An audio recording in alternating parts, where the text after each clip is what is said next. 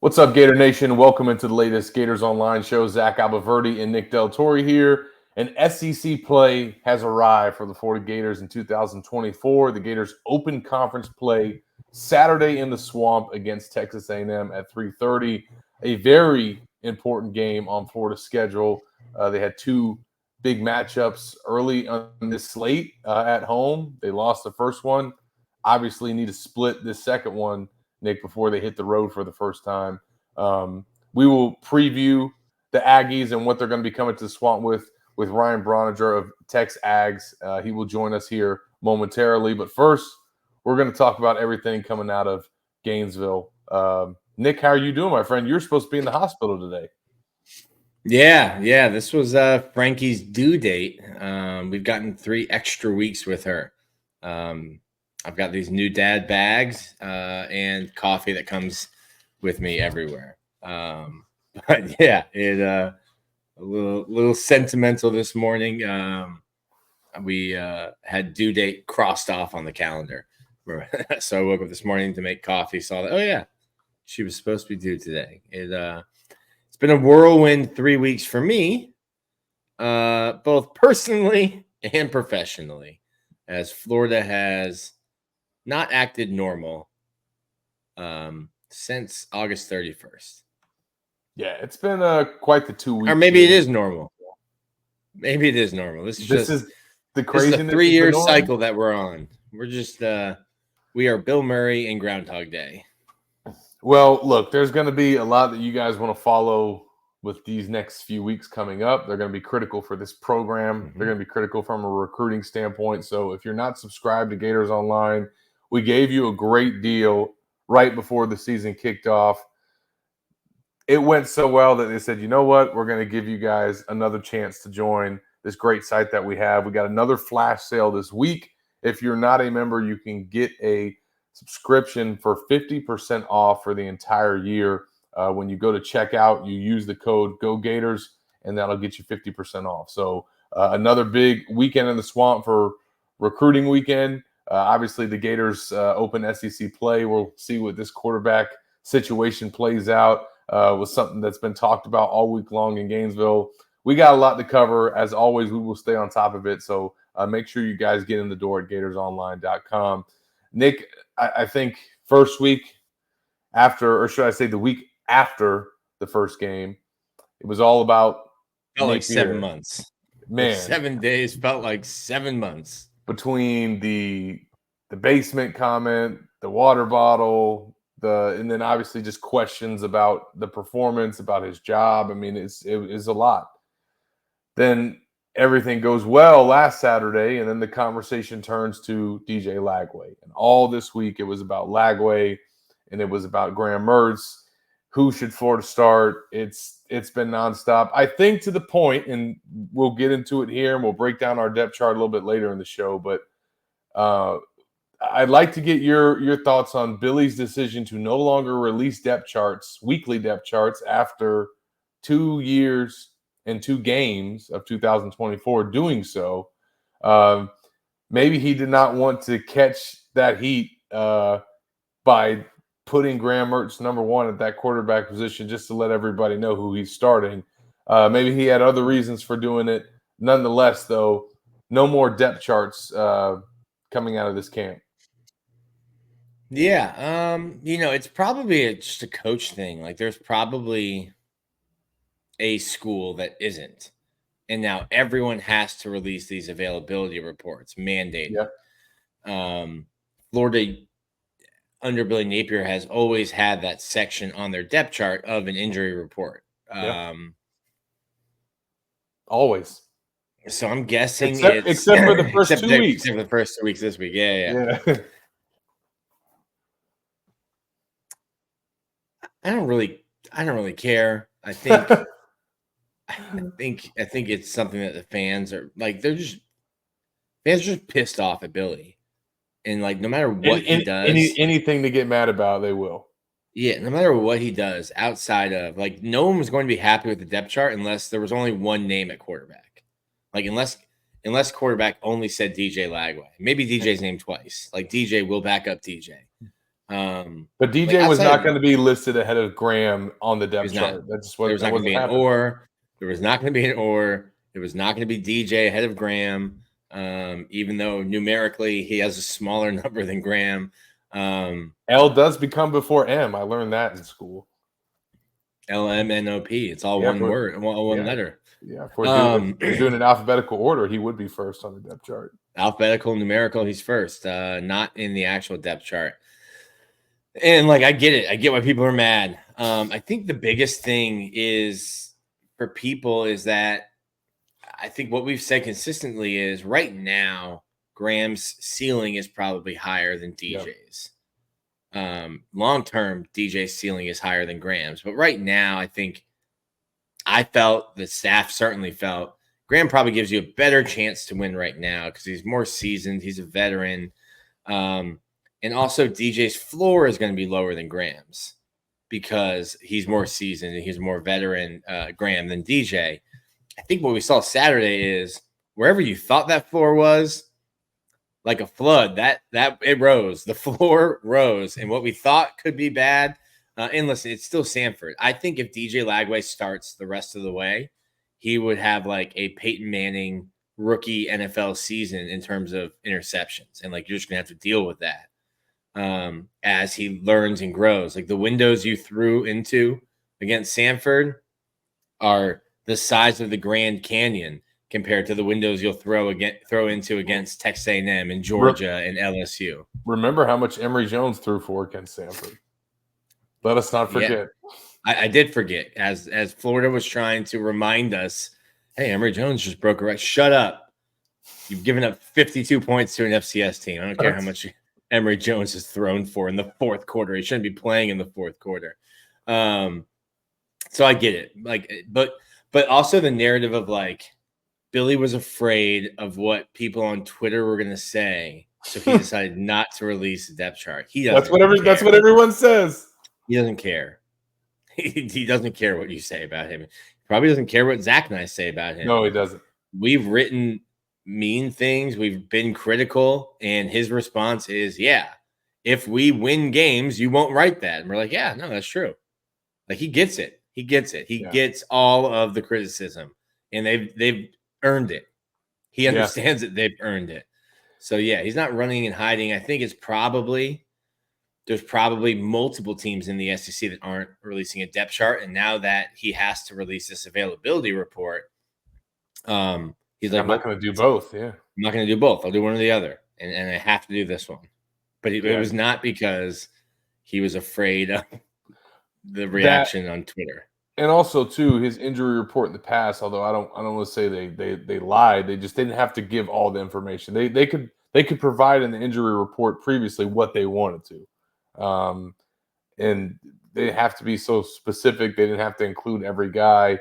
Now it's different. Like they cannot lie.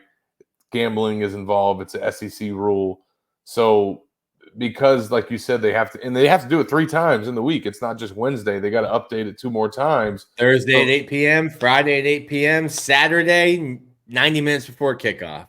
So it's like if I got to do that now with my staff and be that specific about our availability, I'm also not going to just offer up who's starting, especially in a week like this week where there was so much controversy about the quarterback spot, especially when you know that you're going to keep Graham number 1. Just avoid the headache, even if he doesn't care about it. It's still going to be all over social media for his potentially first players to see. I know they try to avoid it too. We will dig deeper into the injury report and the depth chart that we projected at Gators Online a little bit later in the episode. We'll be joined momentarily by Ryan from Texags to talk about this matchup and what to expect on Saturday. We do have to mention some very significant news that came from that injury report before we bring on Ryan, and that is not only is Graham Mertz not on it, which we expected, but Eugene Wilson is listed as questionable. Nick had a report at Gators Online on Wednesday night detailing kind of where he stands, but this is a significant development, Nick, especially if he can't go Saturday. Yeah. And speaking of depth chart availability report, I imagine Sean Spencer and Jay Bateman are thumbing through that, scrolling through that online. They say Eugene Wilson, questionable. What's going on there? Because questionable is essentially at this point a coin flip by the letter of the law from the SEC. It is a coin flip. It means you are around a 50% chance of playing. Eugene Wilson sustained from what I was able to gather on Wednesday night, sustained an injury Wednesday afternoon in practice, was in a non-contact jersey Tuesday. Monday afternoon in practice. Monday afternoon in practice, sorry. In a non-contact jersey Tuesday. Wednesday, the person I talked to that was at practice said they didn't see him participating. Billy Napier has said just last week, if you don't practice, we've only had one person not practice during the week that has played in the game. Massive development for Florida if Eugene Wilson is unable to play Saturday. If he can, though, you play him. He would be the second. He'd become the second player. Yeah.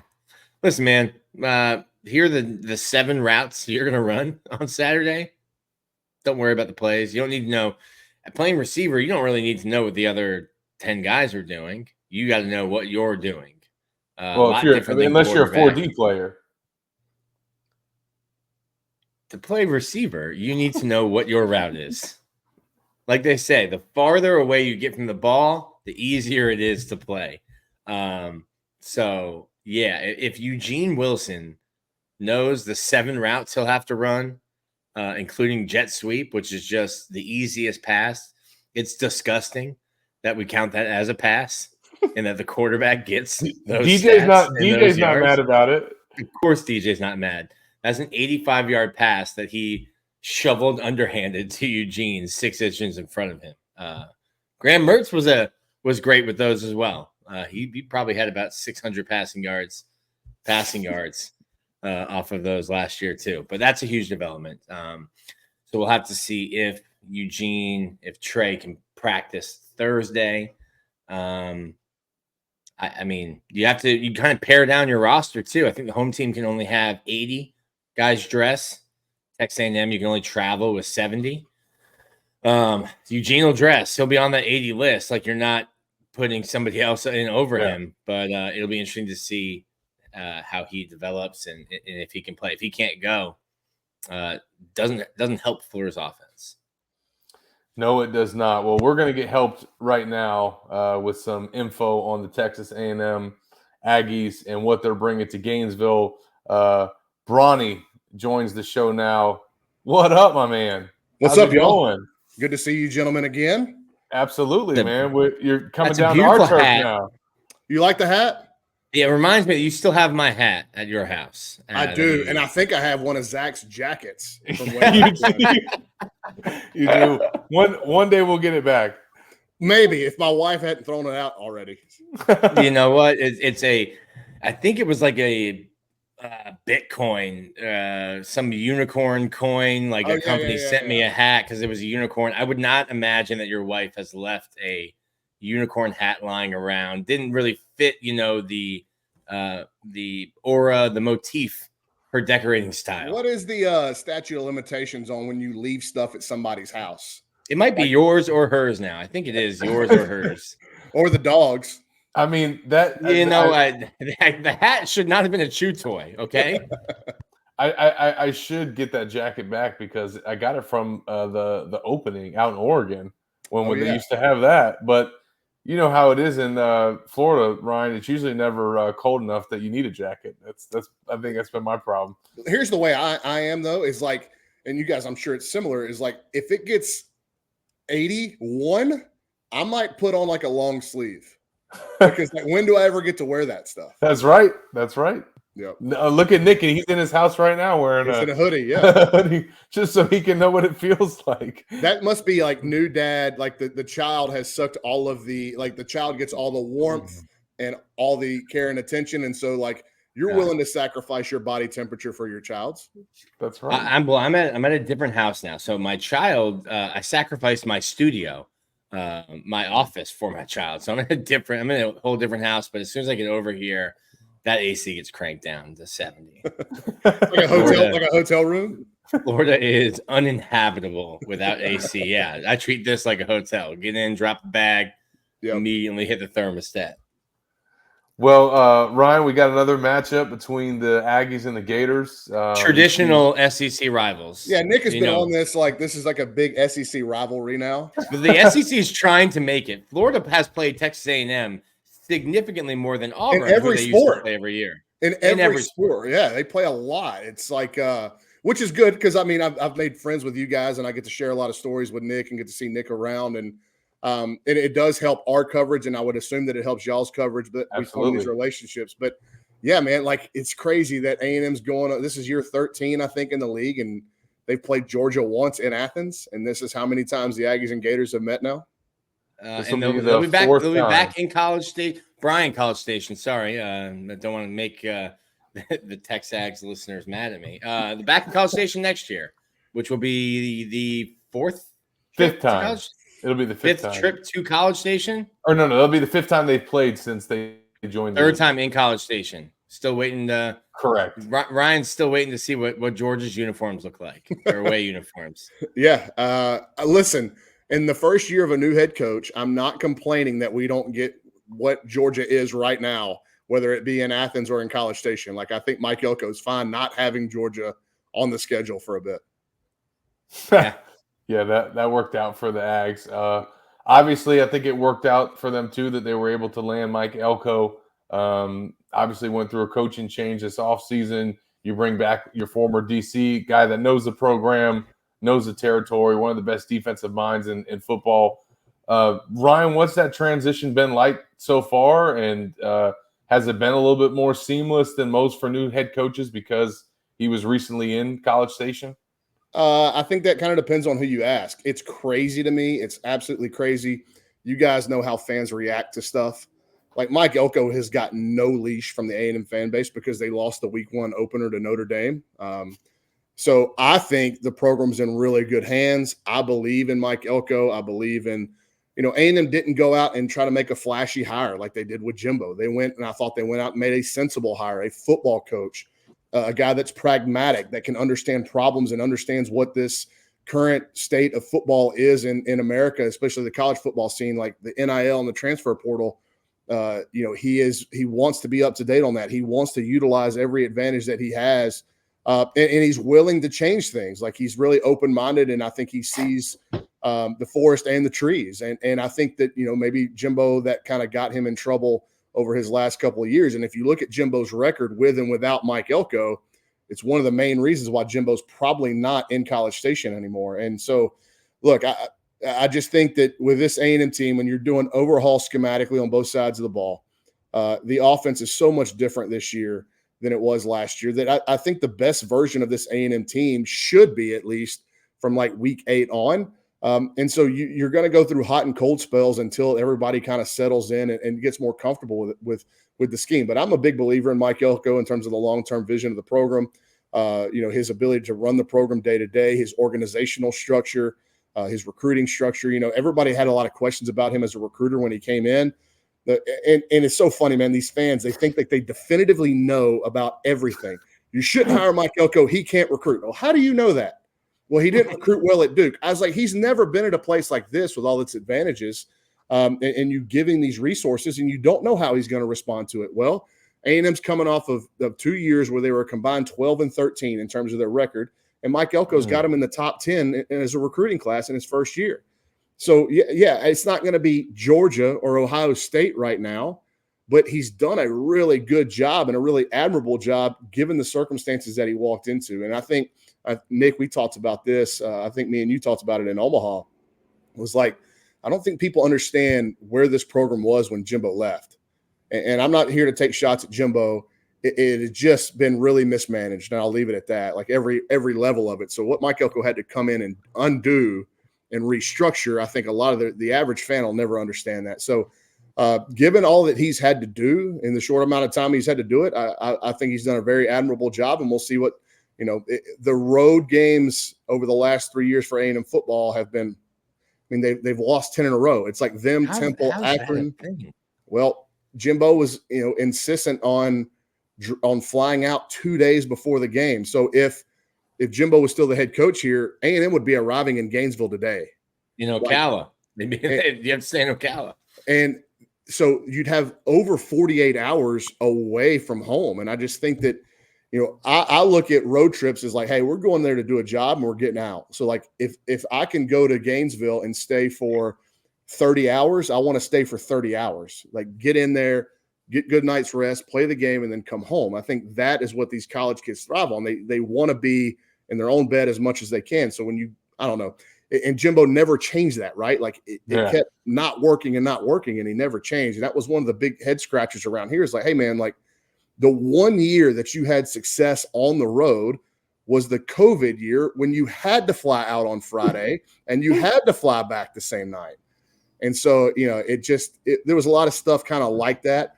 But yeah, I mean, Josh Pate, I'm a big fan of Josh Pate. He did his A&M Florida prediction, I think 2 nights ago, and he picked the Gators. But one of the reasons he picked the Gators is he popped up the graphic about A&M and their road struggles. And it's like A&M, Temple, Akron, and Toledo are like double-digit consecutive losses on the road, and it's the worst in the country. And so, Mike Elko's trying to undo that this weekend in Gainesville.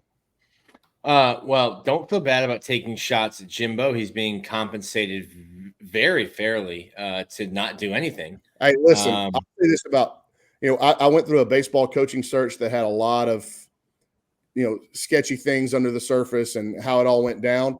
Jimbo never did anything like that. Jimbo just mismanaged the program, right? Mm-hmm. And so, like, I don't have an issue with Jimbo, and I wish he would have done some things differently. But like, I don't want to come off as like I'm just like bashing the guy because I have some kind of disdain for him at all. It didn't work out. He was stubborn in some ways, and I wish he wouldn't have been. But it is what it is. So I just wanted to come across like I didn't want it to say like, oh man, this guy's just jumping on here and bashing Jimbo. That's not what I get. You asked Jimbo for a loan, and he hasn't responded yet. So we're keeping everything nice.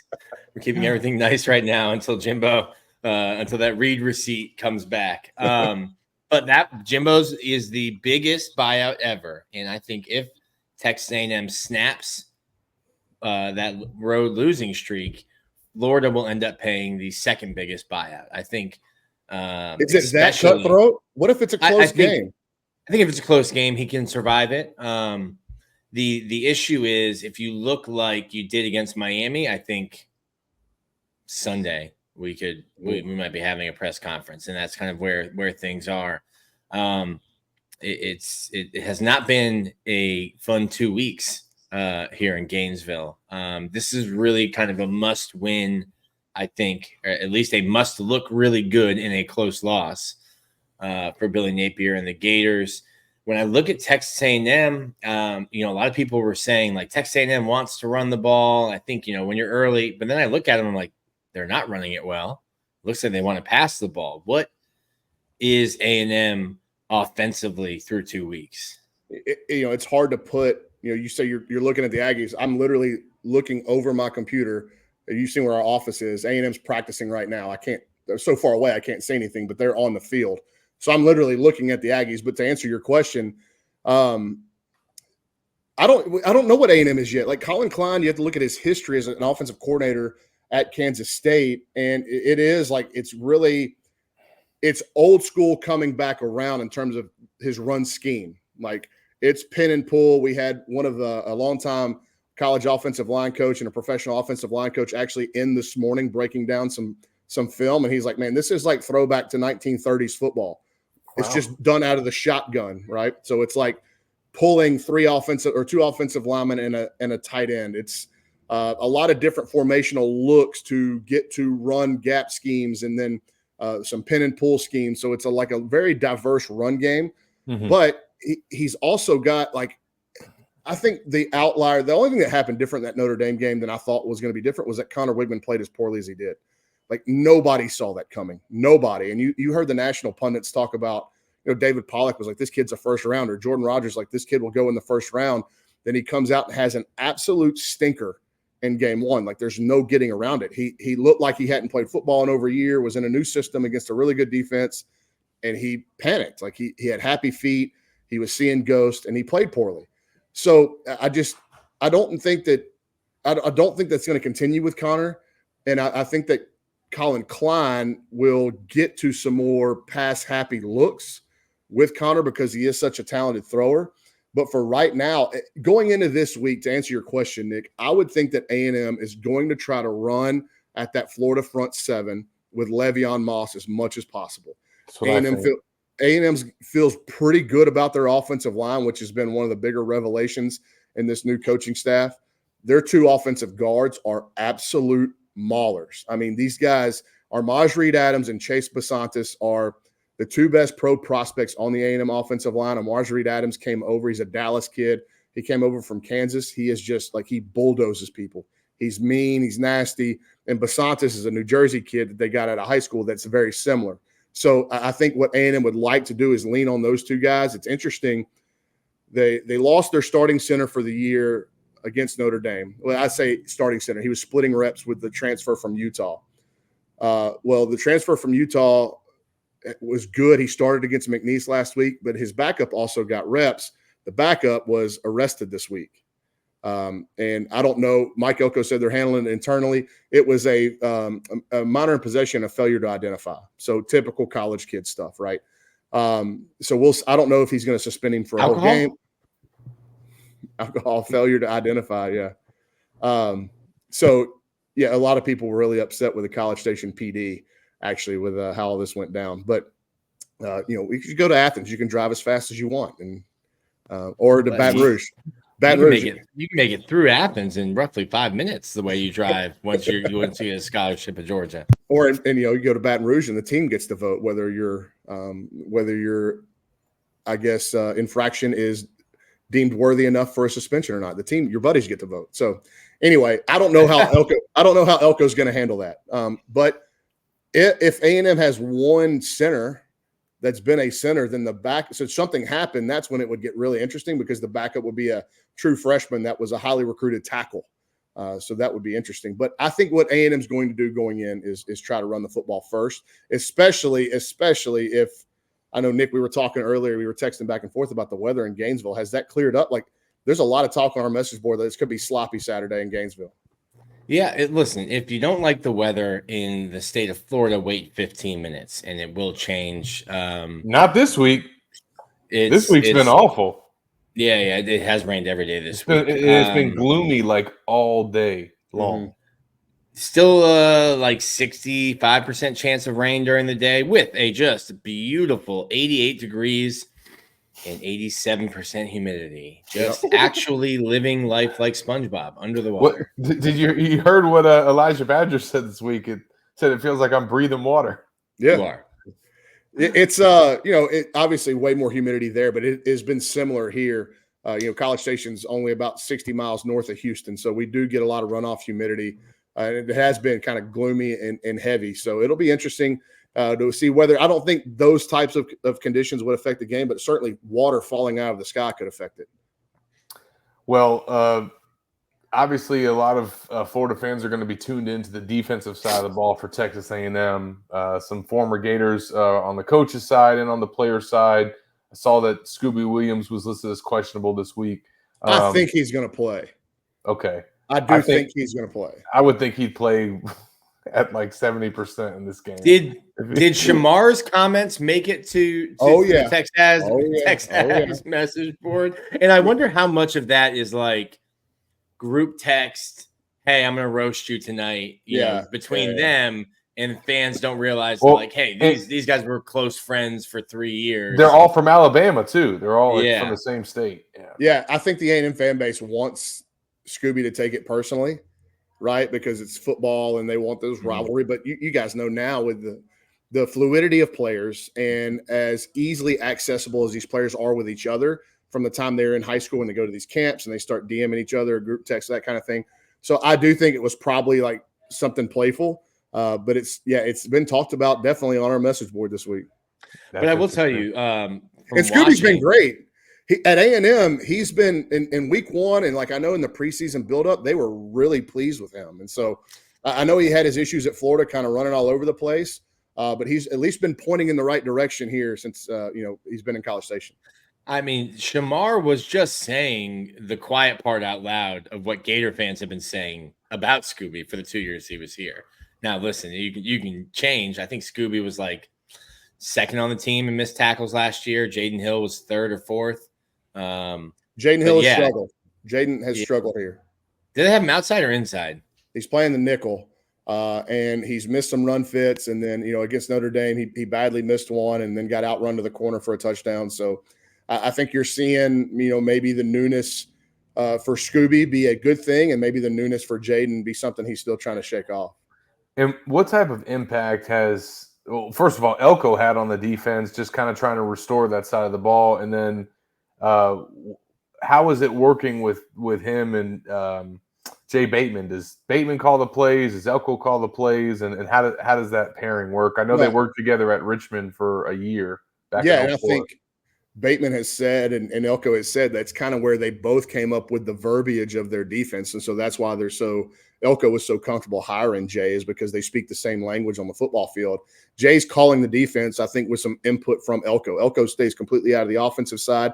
But, he's been adamant since he's become a head coach that he wants to be a head coach. And so, I think it takes some getting used to when you go from an all-time assistant coach to and you're just on one side of the ball to being a head coach. But you'll see him like at practices walk around with running backs and quarterbacks and, sit and watch the offensive linemen. So he is doing that. But I think on game day, in terms of the preparation, he's very much more so involved on the defensive side. And I think Jay understood that when he took the job.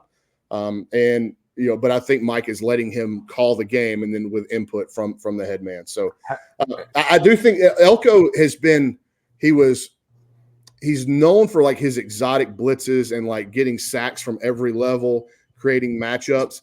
We've seen very little of that so far, and I think a lot of it has been due to the scheme of who they're playing. Notre Dame did a great job of getting the ball out as quick as they could, and then obviously having the legs of Riley Leonard to get them out of trouble. I think kind of skewed the pressure percentage that A&M was actually putting on Notre Dame. Last week, McNeese, they weren't going to do anything that was going to help Florida out at all, right? You just line up and play kind of like Florida did with Sanford. Like, I don't know how much you can glean from that, but we'll see. I think this weekend, and especially depending on, what Florida's going to do at quarterback, which is a crazy question. We just had two guys on our radio show downstairs, and we were talking in the lobby, and one – they're two all-time greats at A&M. The quarterback, Stephen McGee from the late 2000s, early 2000s, and then Ryan Swope, the all-time leading receiver. Like, we were just talking in the lobby about what does Florida do at quarterback, because I honestly think this is crazy. I think it's crazy to say. I think for Billy, understanding what this game means and knows he has to win, I think you play both. Like, I do think you play both to try to win this game. If Billy was on solid ground and he had 2 or 3 more years without question, like say he's in a situation like Elko, I think you play Lagway, right? Because that's the future of the program. But I think in a must-win scenario, I think you start Graham and then you bring in DJ for certain stuff because he does different things, and it can keep Elko kind of guessing on the other side. And you've got to call the defense different. No doubt. You've seen – shoot, you probably can't count on 2 hands how many times you've seen DJ Lagway play over at Willis. He was always, and tell me if I'm wrong, always the biggest, fastest, strongest kid on the field when he played. And I think you have to get some of that out of him. And like the throw to Aiden Mizell last week, as amazing of a throw as that is, he made the wrong read. It's the wrong read. You probably should have just run it because you had a lane to run, instead of running, jumping, and just using your arm talent to throw a ball 50 yards. But that's a Sanford defensive back that probably doesn't go the same way against Texas A&M or LSU. That guy had great coverage too, man. He was all over Aiden. But there's still some of that run around, make something happen. Like at Willis, you're just like, listen, hey, here's your read. And if that's not the read, have fun. We would like a first down or a touchdown, please. Ready? Yeah. Well, and like, to DJ's credit, I love DJ as a kid. I've talked to Nick a bunch. I'm just such a huge fan of DJ Lagway, the human being. Last year, toward the end of the season, I went to one of their games, and I went up to him and I said, look, man, like, you're not coming to A&M, but just know that I will always be a DJ Lagway fan. Like, I don't care where you're at. I'll be a DJ Lagway fan. And just had so many good interactions with the kid throughout his high school career. But And there are very few humans on the planet that can make that throw. I think I saw that on Twitter. It was a pro guy, like an NFL scout, talking about like it's less than 1% of quarterbacks on the planet can do what DJ did. But when you talk about he ran around, he missed a read, like how often can you let him do that against an SEC defense, especially one with the front seven that A&M's got? And it's not so much that you worry about him playing poorly in this game. I think obviously with Billy's situation, you do, but you also worry about, you see it in baseball a lot. If you run a kid out there too soon, he's not ready. What do you do to his confidence?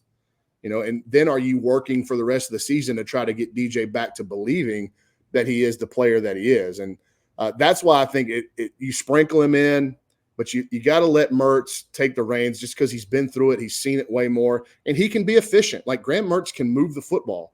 I think Florida's going to have to try to run it a little bit and have some success on the ground. And if they can do that, A&M's run defense so far has been really good, but they bust. Like most of the yardage they've given up has come on like 5 runs.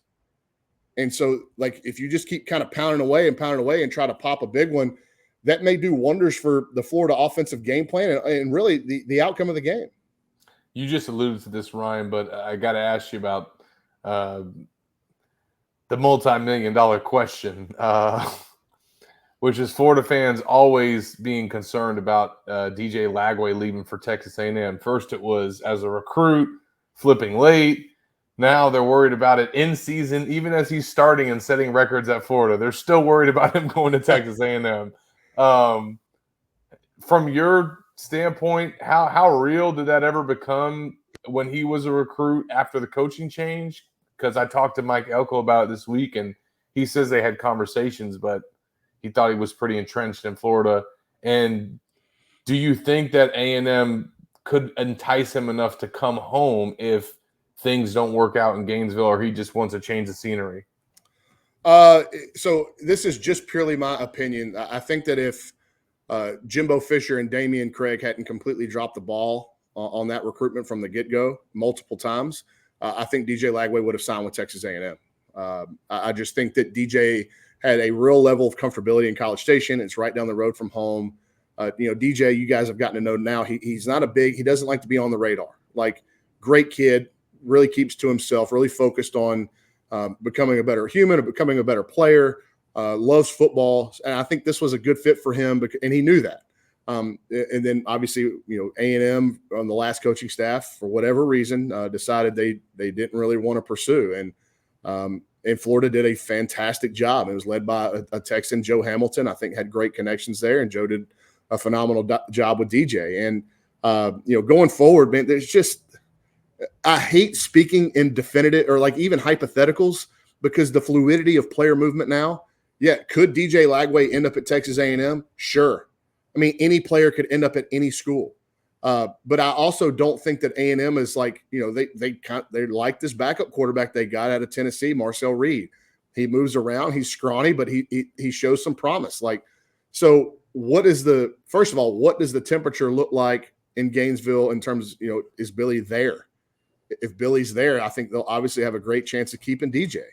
And those are the conversations, and I think like what fans are battling over now, because they want nothing more. A lot of fans want nothing more than Florida to have their boosters write a check and get Billy out of Gainesville. That's where a lot of fans are. And I told Billy and I told people, I'm like, there's a large segment of the fan base that will not come back on your side if you lose to Miami. And not only did they lose to Miami, they decided not to even try to win the game or be competitive at any point after the coin flip. And then the fans are wrestling with, well, do you lose DJ Lagway? And I'm not in the camp of like, hey, you need to keep a coach if you think he's not going to get the job done to save a player. But I also wrote in the offseason, Billy needs to save himself before DJ can save his job by getting an OC. He decided not to do that, and the offense looks a lot like it did the last 2 years. Yeah, and again, like, I have no idea what A&M's going to be needing in the offseason. Like Connor Wigman, there's not enough evidence yet that he needs to leave and go to the NFL. Like, if he continues to have an up and down season, or he gets banged up again, he needs to come back for a senior season. And I think Connor's very aware of that. So, again, to try to speculate on what's going to happen in terms of quarterback movement this offseason, I think it's way too premature. But to Nick's point, like I've been answering questions on the message board. I responded to a thread this morning saying that this is a must-win game in the Mike Elko tenure. He has to win this game or he'll never come back from it. 3 games in. And that's kind of where it's just crazy that the A&M fan base is not giving this guy any leash. Where in year 1 under Jimbo, they lost a big-time game at home, narrowly lost a big-time game at home in this first year. Like, I think it was week 2 at Clemson. And everybody then, because it was Jimbo and he came in with a national title and all the pomp and circumstance that came with the hire, when A&M lost that game to Clemson by 2, everybody went, whoa, like we're on our way. The message boards, we were like, everybody was so positive. Elko just does the exact same thing in game 1, not game 2, in game 1, and everybody's already talking about, well, he can't get it done here. I remember telling college Zach, football fans, baby. I remember Zach and I've had this conversation with a bunch of people, but I remember talking about it. I thought, and listen, I've been through lots of coaches. Billy's my 4th coach. And I thought to myself in year 1, I'm like, man, like they're at his neck way sooner than they've been at any of these previous coaches' necks. And I wonder if it's because of the transfer portal, because it's so easy to flip rosters, things like that, or hold on, Nick. Hold on. This is because I've been like adamant about this question that you're asking, and it's coming from the fan perspective. If it's so easy nowadays to flip rosters, where's the evidence of coaches having year 1 success in this new NIL and portal era? Brian Kelly had some success year 1. And now people are ready, like the LSU fan base is ready to fire him in year 3. They are. Yeah. You understand what I'm saying? Like, yeah. I think it's a lot easier to say and do in basketball and in baseball where the roster size isn't 100 kids. Yep. It's so much harder. Like when these players become 1-year rentals in football, you better hit on them, but it's such a team game where everybody's got to be on the same page. Got to mesh. Yeah. And so I just think that it's a common narrative that's been out there because players move to and fro so easily now. But there's no evidence. Like, look at the top. Dion started the narrative, and then they went 4-8. Right. Look at the top 15 teams right now. How many of them are in year 1 of a coach? There's 1. It's Bama. So everybody's talking about it's easy to flip these rosters. I'm not saying that it's not. I'm just saying that we don't have enough evidence to definitively say, yeah, you can turn a football program around in 1 year because of Dan NIL Lanning. But not everybody has an 88-year-old worth $33 billion who wants to see his football team win their first national championship before he dies and is willing to just throw that $33 billion around. Plus, how down was Oregon when he inherited it? I mean, the Pac-12 the Pac-2 is and was a joke. It was 3 teams. But they weren't down as a program. Oregon, like they had been having success. Cristobal just left them. Like yes, so yes. I mean, to Ryan's point, but there's way more evidence. There's way more evidence that it still takes time to build a program. Yes. Yeah, not in the minds of the fans, right? I know, but like again, like we're perception is reality. But until you start digging into it, like that, it's a narrative that has formed just because of the freedom of movement of players and that their ability to be paid. But I think now culture matters even more. Yeah. Like some of these guys are hired guns, and Nick Saban said it the best on College Game Day. You better know who you're paying, and you better pay the right guy. Yeah. Otherwise, he's just sitting there collecting money on your roster. Yep. Final few things on this matchup for you, Ryan. I think obviously one of the biggest storylines we talked about Bateman, but Bateman versus Napier, and Bateman having watched Napier's offense in practice for the last 2 years, watching Graham Mertz for the past year. You also got one of your linebackers that we figured would play a lot in Scooby Williams. He has seen these players and recognizes this offense. How much can that play a factor on Saturday? Do you think maybe Napier, even is more likely to lean into Lagway because that is something that they haven't seen. Well, it's not too dissimilar to Notre Dame and Riley Leonard with Mike Elko a couple of weeks ago, right? And Mike Elko went in the press conference. That was one of the things that the media asked him was like, do you have an advantage of knowing Riley Leonard? And he's like, well, look at the other side. Riley Leonard has seen my defenses for 2 years every day in practice. So similarly, Graham Mertz has seen Jay Bateman's defenses. He hasn't, though. He hasn't. Bateman wasn't coordinating the defense. Oh, that's he was right. just the linebackers coach. So that may be a good point. Which I wonder if it's personal for Jay, because Jay came on as linebackers coach and Billy brought a 31-year-old, no, 31-year-old, and then 30-year-old. He was 29 when he was hired. Yes. Bateman was passed over for play calling by a 31-year-old and a 29-year-old. And then Mike Elko, who is a great defensive mind in his own, is like, Jay, I'm calling my plays. Well, and then don't forget, Nick, he called plays in one of the spring games and called a great game to the point that I asked Billy in the presser, hey, who called plays for the orange or the blue defense? And he said it was Bateman. Yep. So I didn't know that.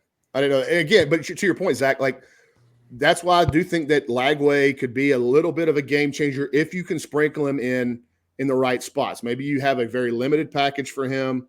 And that will allow him to play to his strengths, make a couple of reads, get out with his legs if it's not there.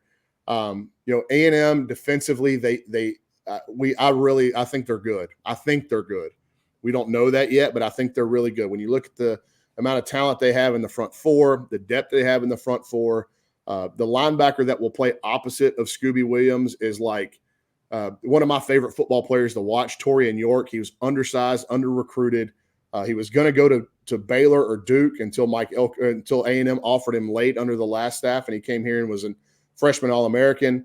When you look at the back end, they were so bad last year in the secondary, and they've completely flipped that on its head when you get in transfers like Des Ricks, Will Lee from Kansas State, Bryce Anderson's a longtime starter at safety. They got a sophomore defensive back named Dalton Brooks, who everybody's convinced is going to be a star. So, like, they got real pieces to their defense, and they've got some depth there as well. So, but I think they're good on defense. So how does Florida have some success? I think switching the look, man, like just, make A&M be aware of DJ's legs. And then I think you hand the ball or you snap the ball to Graham way more, but having DJ come in as a kind of a change up, I think will be good for Florida. Yeah. And DJ is a pocket passer who can run. Sure. His legs make you play 11 on 11. Graham, you're fine to let Graham run. A defensive coordinator would say, I invite you to run. That's fine. If you would like to try to make plays with your legs, sure, go ahead. But I think what fans saw, and there is really no objectivity to it, was Samford in their mind because of how good DJ looked. But I think what you saw is DJ taking those shots downfield and stretching the field. They left intoxicated by DJ throwing footballs 40 yards because they've been drinking non-alcoholic dink and dunk brews served up by Graham Mertz the last 2 years. And I just don't know that Florida with Graham Mertz stretches the field or gives A&M, like you said, gives A&M enough to think about. But I don't know how much they will change up. I think it's going to be a lot of fastballs. Again, if there's a bunch of rain falling, what does that do to both game plans? I think that's another element to this. Like, I hate when weather, like these teams that are so evenly matched, if you have weather in it, it's really like it could come down to DJ Lagway's hand size compared to Connor Wigman's hand size. Like, that could honestly determine a game, right? Like, who can hold on to a wet football better? So, like, when you're already splitting hairs and Vegas thinks this game's going to be close, you add the element of rain, and I think it makes it even more unpredictable. Well, it's going to be fun to watch. I'm looking forward to it. I know it would be nice to maybe have these teams play not as often, but I like any excuse I can to come to the state of Texas, and we'll be back next year. So, hey, so when y'all come back, I don't want to mean to put either of you on the spot. Who's the head coach at Florida when you guys come back? I did put you on the spot. I said I didn't mean to, but hey, all right, don't answer it. Here's a name. Here's a name. Everybody's saying Lane Kiffin, right? I mean, it's big. Everybody's talking about it. Here's a name to watch out for that I think Florida should take a look at if things go the way that I think they're going to go. G.J. Kinney, the head coach at Texas State. Do not be surprised. They play Arizona State this weekend. They blasted UTSA last weekend. If they beat Arizona State, they are going to go undefeated and have a chance to go to the playoff. Let me tell you something right now, Bronny. I put the name Jamie Chadwell out there and was shouted at. Florida fans are done with FCS coaches. Yeah. They are Up and done comers. with And it's another coaches. like old Sun Belt. Texas State's an old Sun Belt team. They hired Mac Brown's coach in waiting and got Will Muschamp out of here. Then they went and got a Saban guy and Will McElwain. Then they went and got not a Saban guy, a guy who had won a championship and was an SEC head coach, and that lasted 3 years. Then they went to the Sun Belt to a guy that Auburn had tried to get and South Carolina had tried to get. We are only 1,000 days into that experiment.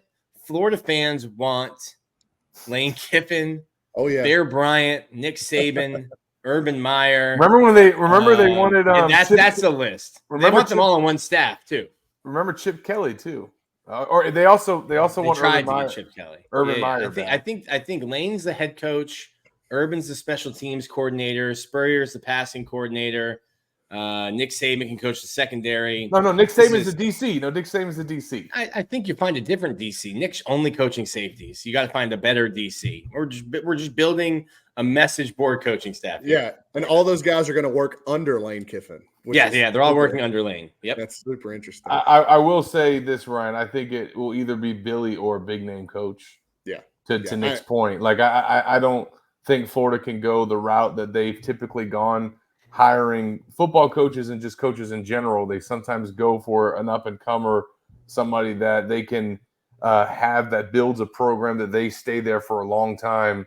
A decade plus being the coach of, and that's worked out sometimes. But I think that if Billy does not work out, they will have to go with a big name, proven hire, and there's only a few that I think that they'll be able to go after. For sure. And maybe I'm being a prisoner of the moment with G.J. Kinney, and how many times have we seen the mid-major coach that just rolls through that level of competition struggle whenever he makes a big jump up? But I'm telling you what, in the state of Texas, this guy's got a lot of people's attention, and the way they score points – the Texas State program, like San Marcos, that school, like that town, they could be really good. It's a massive school in terms of student population. I don't know if either of you guys have ever been to San Marcos. It's really pretty. It's got a river that runs right. Like there's a big party school. Like it's got a lot of advantages. I don't know that they're going to be able to hold on to this guy. Like he's making some real waves, and I just wonder if he would even get an interview. But I do think if Billy is out, I think that the number one target is clearly Lane Kiffin.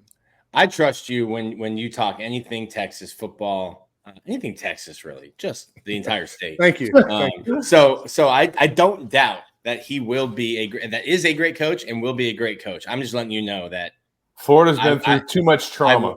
I will leave the beat if they even interview, because I don't want to deal with people reacting to them interviewing Texas State's head coach. Hey, hold on. Sully's not letting you leave the beat. I'll tell him later. I'll go like Lane Kiffin to Tennessee. Oh yeah. Send Sully a text at 12:30. Hey man, I'm out. Bye. Will you be in Gainesville, Ryan? No, I'm actually. So it's super interesting. I thought about going, but I cover high school football here, and I've got a game Thursday and a game Friday. I've actually got a game Saturday night that I'm covering that's got an A&M commit again, they're facing a massive A&M prospect, and I got really good relationships with both head coaches, so I want to get down there and see both of them. So I'll probably watch up until halftime, and then not to get to even watch the second half of the game. Do you stream on your phone? Yeah, I'll keep updates on my phone, but it's like, I'm not for TexAgs. I'm not technically one of the football analysts. I get on air and I talk about football, so I don't have to be dialed in. Yeah, I don't have to be dialed in. My title is recruiting and baseball analyst, so the recruiting side has to take precedent. No doubt. Well, that's awesome. Obviously, you get to see some great football out there. We appreciate you taking some time out to visit with us. Hey, how far is Bushnell, Florida, from Gainesville? Brother, I don't even know where Bushnell is. South Sumter High School. It's not far. It's not far. A&M got a commitment from a kid it's an hour. Okay. It is 69 miles from where I am right now. Nice. A&M just got a commitment from a kid there last Saturday. I will not drive to Bushnell for you. Okay. Maybe he'll come to Gainesville though. Yeah, go on a visit to Florida, and then you guys can ask him about A&M for me. Yeah. There you go. All right, guys. I appreciate it. Yeah, good seeing you again, buddy. Appreciate the time. Yeah, we'll see you. All right, that was Bronny from Texags. Great visiting with him. Nick and I got to stay with him when we went out in 2022. We're recording this on a Thursday. You guys will see it Friday, but little throwback Thursday from the Gator football social media account today as they're reliving their last matchup with A&M and when Anthony Richardson went off in College Station. So we'll see if number 15 for the Gators can go off like that on Saturday, Nick. Yeah, very similar skill sets. Absolutely. No, we're ready to see what this quarterback situation, how it plays out. What do you think the rep share shakeout is? Give me a percentage. I asked our message board last night, and it went as well as you would expect. Let's say Florida runs 70 offensive plays. How many of those 70 feature DJ Lagway at quarterback? I think no more than 20. I think that's higher than I would go. I said no more than 20. And the only way that I could see him potentially getting more run is if Graham is struggling or the offense is not moving the ball, and then he gets in and it starts looking good. I gotta say something. Okay, I gotta say something because I've been hearing this from a few people throughout the week, and it's just like I've heard people describe DJ's performance against Miami as like unimpressive, or that he came in and didn't do anything, or it was insignificant, or it was mop-up duty. I totally disagree with that. Florida's offense had not been driving the ball down the field all game long, and he led them on a touchdown drive. They had not been able to throw in the pocket and beat Miami's rush all game long, and he fired off 2 quick, easy slant passes, nothing special about the throws, but he showed the ability to deliver and make quick decisions. Obviously, they got in the end zone. He made the nice scramble on 3rd and 12 to pick up a 16-yard first down. That was impressive. And they did have their starters in the game. Miami did not have its backups in. I've heard a lot of people say this week, Nick. But the one thing that I definitely want to mention is I said, he threw the pick. Watch the pick. Go watch the play. That was not a turnover on DJ or a bad decision by DJ or a bad throw by DJ or a misread or an inaccurate ball. He literally got a Miami defensive lineman pushed into him by Jake Slaughter as he threw the ball 2 seconds after he had received it from the snap. And Jake Slaughter literally goes like this and bangs himself on the helmet for the mistake that he made on the play. So for people describing DJ Lagway's UF debut as unimpressive or just brushing it off, like both times that this guy has gotten in the game for the Gators, he's looked good. He's drove them down the field. He's looked impressive at quarterback, and he's yet to turn over the ball on a bad decision that he made. Now, is he going to throw in a turnover or have an interception at some point in the season? Yes, but I don't like that narrative that's gotten the farther we've gotten away from the Miami game, the less that people have tried to give him credit for how he looked. Again, also limited with injury, having a shoulder issue before the Miami game, which we've now learned, and still also played that way. So I think DJ is deserving of all the hype that he's gotten so far. And if we're talking about taking snaps from Graham and putting him in the game and giving him a series or a package, there's a reason why. And it's because of how he's looked very, very, very, very, very early in his career. And to me, it's looked great. I thought that Miami drive that he led them on was fantastic play from number 2. Yeah, I think and the pick wasn't his fault. His first drive, Miami still have starters in, but to me, it's still 45-10. Yes. And there's 8 minutes left, and Miami's 41-10. 41-10. And Miami's like, yeah, man, throw those slants. Love that. That's fine. Tick, tick, tick. We are crushing you, and we can't wait to get back to Coral Gables. And you can throw those 6-yard, 5-yard, 7-yard passes. It doesn't take away from DJ looking, reading, delivering, executing. But I did not leave as impressed as a lot of Florida fans did. But I do agree with you. As the farther we get away from the Miami game, I mean, shoot, no one's talking about Miami anymore because when it comes to DJ, because of how good he looked last week. But I agree with you. Like, it was not Miami's backups the whole time, but here's the line I hear. Oh, well, what happened when he got in there against Miami? He threw a pick. That's the line. I've heard that from 3 different people on WRUF this weekend. I don't want to call anybody out, but like, call him out. Like, and it's a fair. Oh, he threw a pick, but like, what you got to watch the play. I don't like these lazy criticisms. Like, if you didn't analyze the play and watch what happened, don't say that he made a bad decision and threw a pick, because he didn't. Like, he literally was throwing a deep ball to Elijah Badger that ended up traveling 8 yards because of Jake Slaughter's push. And that's football. I mean, it's like, that happens, but it's not something that you can critique a true freshman quarterback for and say, oh, look, like, it's not like he was Shedeur Sanders and threw a pick 6 right up, backed up against his own end zone. It wasn't that type of pick. It was a fluke play. But again, that's neither here nor there. I just, like, I've heard that a lot this week. Yeah, man. It's just like, dude, like, watch the play, guys. And I think that what we saw against Miami, if anything, that should be more ammunition or evidence that he should play against Texas A&M necessarily than what he did against Samford. Much better competition on the touchdown drive that he led against Miami than the touchdown drives that he led against Samford.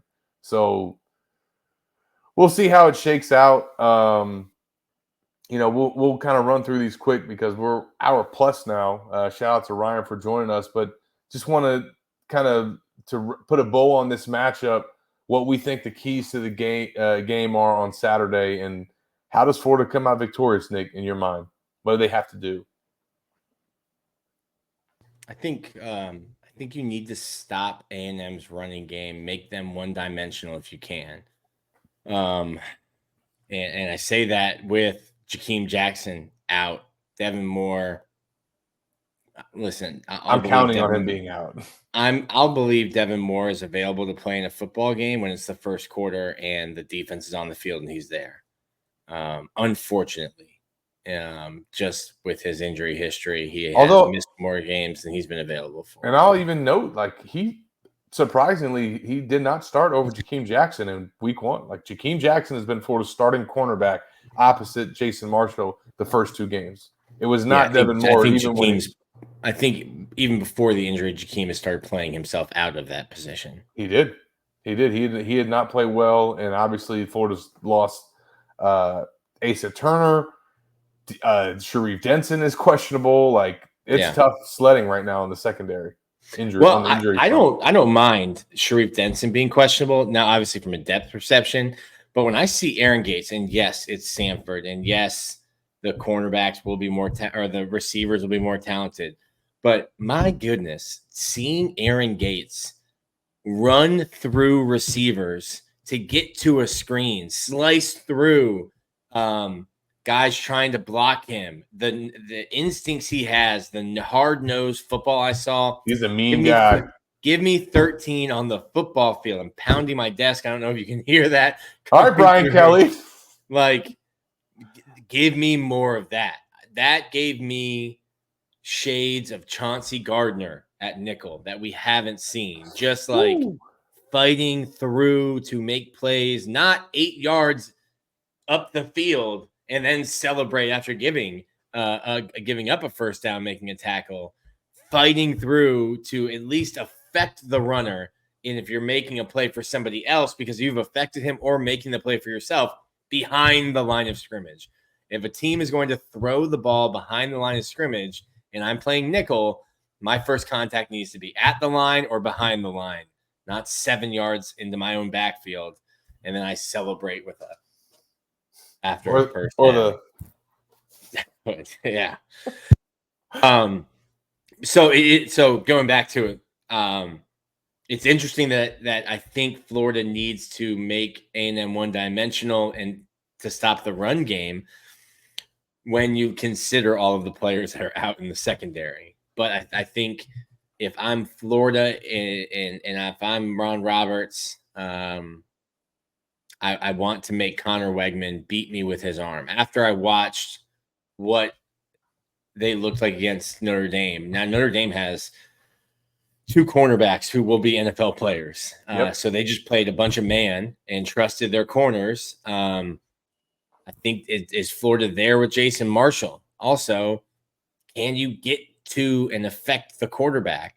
Because we've seen against Miami, you did not. No pressure. I think Cam Ward has a court date in Gainesville to pay the loitering fines he got for him just standing in the pocket with his hands down by his waist. All the time in the world. All the time in the world. I mean, there was one time when he went out of bounds, Nick, and just like walked out of bounds. Yeah. Cam, I wish that I could protect my daughter the way that Cam Ward was protected by his offensive line, because nothing bothered him. If I can protect my daughter the way Cam Ward was protected on August 31st, she has nothing to worry about the rest of her life, Zach. You can't expect Jason Marshall, Devin Moore, Dijon Johnson, Mustard on the beat to cover Texas A&M's receivers for 9 seconds. So Joey Slackman, Cam Jackson, Tyreek Sapp, Justice Boone. I feel like Justice Boone hasn't done anything this year. You need these guys. He had the roughing the passer penalty. Oh, he did. He did do something. TJ Searcy, George Gums. You need these guys to do something. You can't let Connor Wegman have as easy of a walk in the park as you did with Cam Ward. And TJ Searcy's questionable. So it's another one. And then on the other side of the ball, what stands out to you besides the quarterback, how Florida handles the quarterback and has success with that? Because that's certainly a key. Yeah, my buddy Dan Thompson pointed this out to me. Shout out to Dan. Shout out to DK. He was thumbing through PFF grades. Florida is like a pitcher tipping their plays. Montrell Johnson is the only running back that is in when Florida is passing the ball, which clearly tells you they don't trust Trayon Webb, Jaden Baugh, Katie Daniels, Jacoby Jackson in pass pro. But you need to shake it up a little bit, buddy. you need to shake it up a little bit. It's like, hey, when Jaden Ball's in the game, it is a run. When Montrell's in the game, it could be a run or a pass. But the only time it could be a run or a pass if a running back through 2 games is on the field is if Montrell Johnson. I do know one play. It was the DJ Lagway pick against Miami. That wasn't a pick, but Jaden Ball was in the game on that play. But with Mertz, yeah, that's probably you're diagraphing what's exactly what you're going to do there when you change up the running back rotation. Yeah, and so offensively, I think I'm with Bronny, and I think it's kind of lean on your running game. And he said that, they fit the runs, and it's so funny to hear that, because such a complaint of Florida's defenses have been like giving up these gigantic chunk plays. And it would be a sack on first down, a stop on second down, 3rd and 13, 30-yard run, 40-yard completion. You're just like, yeah, man. Yeah. So when he said that, I'm like, that's so strange that A&M took Florida's linebackers coach, defensive line coach, and 2 of their defensive players, and you're having these issues of giving up gigantic chunk plays that keep your defense on the field. Who would have thought? That's where we are. So 3:30 in the Swamp on Saturday. Stop the run, run the ball. Yeah, I mean that's obviously a key, but that should be a good versus good matchup because so far this season, A&M has done a good job running the ball. They rank 5th in the SEC and 24th nationally, averaging 239.5 yards per game. And the Gators have been doing a solid job stopping the run. Only 105 yards given up per game, which is 46 nationally. But again, not really the competition yet, and they obviously gave up some yards to Miami. So we'll see how that looks on Saturday in the Swamp. A very, very key game on Florida's schedule. Again, they have 2 of these early home matchups against top 25 caliber type teams. Would have been great to get wins in both of them, but you cannot go 0-2 in these games before you hit the road for Mississippi State. So this is, in my opinion, a must-win for this season and obviously for their head coach as well. So we'll see how it plays out. I don't agree with the Texas A&M fan that said that this is a must-win for Mike Elko. It is not. Welcome to the SEC. It just means more, Nick. So we'll see how it plays out on Saturday in the Swamp. We'll join you guys with another rapid reaction. Again, if you are not subscribed to Gators Online and you want to keep up with all the recruiting and everything happening with this team this season, make sure that you take advantage of our sale this week only. You can get half off of a membership to Gators Online using the promo code GOGators. So take advantage of that. We'll see how things play out in the Swamp this weekend, and then we will be back with another rapid reaction after things happen on Saturday. For Nick Del Torre, I'm Zach Albaverdi. We'll see you guys then.